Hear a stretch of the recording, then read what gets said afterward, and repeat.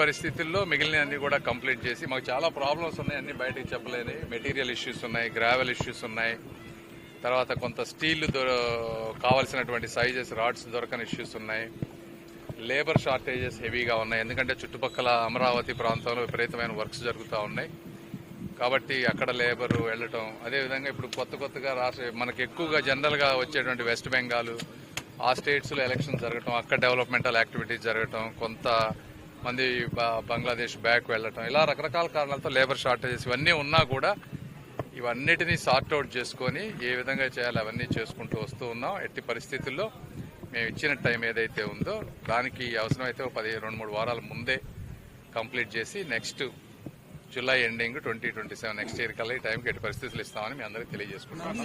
ధన్యవాదాలు.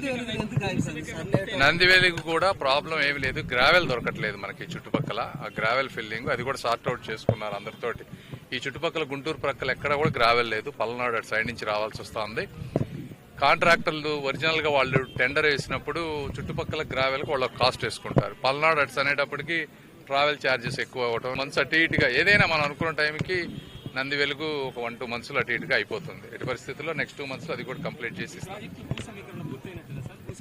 అది తీసుకుంటున్నాం కాబట్టి అయిపోతుంది. అది కూడా ఒక 1-2 months కమిషనర్ గారు చూస్తూ ఉన్నారు. దానికి కావాలన్న ప్రొసీజర్స్ అన్ని ఫాలో అయ్యి అవి కూడా చేస్తాం. ఇంకొకటి ఈ విషయం, ఇప్పుడు దాదాపు 100 మంది పైన ఉన్నారు ఈ రోజున. మాకున్న డెడ్ లైన్ ప్రకారం సరిపోతుంది, అవసరమైతే పెంచుతాం. కానీ అక్కడ మీకు తెలియని అక్కడ గడ్డర్స్ అన్ని సపరేట్ ప్లేస్ లో తయారు చేస్తా ఉన్నారు. సో అక్కడ కొంత వర్కర్స్ ఉన్నారు. ఇది కాకుండా మూడవది ఇంకో విషయం నేను పత్రికాముఖంగా చెప్పాల్సిన శ్యామలా నగర్ బ్రిడ్జ్.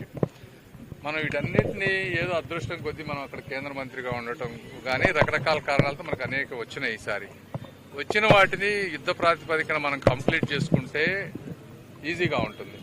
ఇప్పుడు అక్కడ ఉన్నటువంటి ఒక 70-80 మంది కుటుంబాలు ఏదైతే ఉన్నాయో వాళ్ళకి ఇబ్బంది అవుతుందని చెప్పి వాళ్ళు మాకు అక్కడ ఆర్ఓబి వద్దు, ఆర్యూబీఏ కావాలి, కోర్టుకు వెళ్ళారు. మంచి కాంపెన్సేషన్, చాలా ఎక్కువ కాంపెన్సేషన్ పెట్టించాం మనం, వాళ్ళ ఇట్లా ఇబ్బంది అవుతుందని. దయచేసి నేను పట్టణ ప్రాంత ప్రజలందరినీ కోరుకునేది ఏంటంటే, ఓకే ఇబ్బంది అవ్వకుండా ఏ ప్రాజెక్టు జరగదు, సొసైటీలో జరుగుతుంది. అయినప్పటికీ మీ 70-80 మందికి ఇబ్బంది జరిగినా కూడా దయచేసి మీరు సహకరించకపోతే, అందరూ సహకరిస్తేనే ఒక ప్రాజెక్ట్ చేయాలంటే ఎన్ని బాధలు ఉన్నాయో చెప్పుకోలేని బాధలు ఉన్నాయి. పర్సనల్గా మేము టీమ్స్ని పెట్టుకొని కోఆర్డినేట్ చేస్తే తప్పించి ముందుకెళ్ళట్లేదు. అలాంటిది మీరే సహకరించకపోతే వచ్చిన నిధులన్నీ వెనక్కి వెళ్ళిపోయి మళ్ళీ గవర్నమెంట్లో ఒక్కొక్కసారి అటు ఇటు అయితే గుంటూరు ప్రాంత ప్రజలు తీవ్ర ఇబ్బందులు పడతారు. దయచేసి ఇప్పుడు ఇంకా మనకు 3 సంవత్సరాలు ఉంది కాబట్టి టైము, అందరూ సహకరిస్తే ఇప్పుడు మనం 4 బ్రిడ్జిలు ఆల్రెడీ ఓపెన్ వర్క్లు మొదలైనాయి.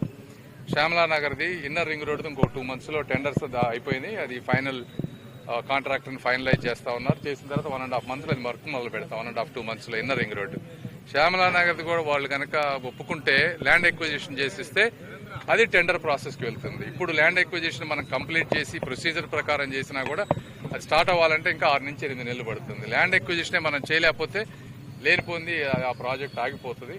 కాబట్టి దయచేసి సహకరించాలని, అదేవిధంగా గుంటూరు ప్రజలు అర్థం చేసుకోవాలని మనస్ఫూర్తిగా కోరుకుంటాను.